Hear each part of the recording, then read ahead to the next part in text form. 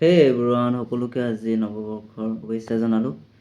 আৰু মই চাহ খাই অৱস্থাতে আজি আপোনালোকৰ সৈতে ভিডিঅ' ক্লিপ এটা লৈ লওঁ বুলি ভাবিলোঁ।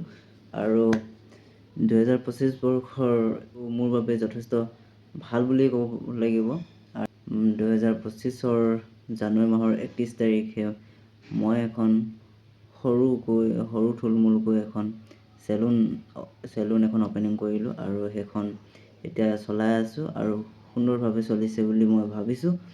আৰু 2026 চনৰ যাতে আৰু ভাল কৰিম তাৰ বাবে মই চেষ্টা কৰি আছোঁ আৰু উন্নত ধৰণৰ আৰু বহুত শিকিবলগীয়া আছে, সেইখিনি শিকিম।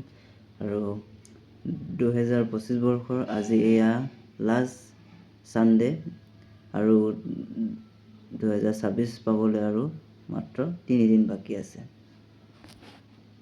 আৰু এইটো বছৰত আমি কি পালোঁ কি হেৰুৱালোঁ আমি নিজৰ ব্যক্তিগত ফালৰ পৰাতো প্ৰত্যেকেই জানেই কি পাইছোঁ আৰু কি হেৰুৱাইছোঁ। আৰু আমাৰ অসমৰ বাবে 2025 চনটো যথেষ্ট বেয়া বুলি ক'ব পাৰি।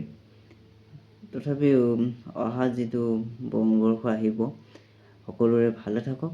আৰু এই ভিডিঅ' ক্লিপটোত মই ইমানেই কওঁ, তেন্তে সকলোকে নৱবৰ্ষৰ শুভেচ্ছা থাকিল। Bye bye.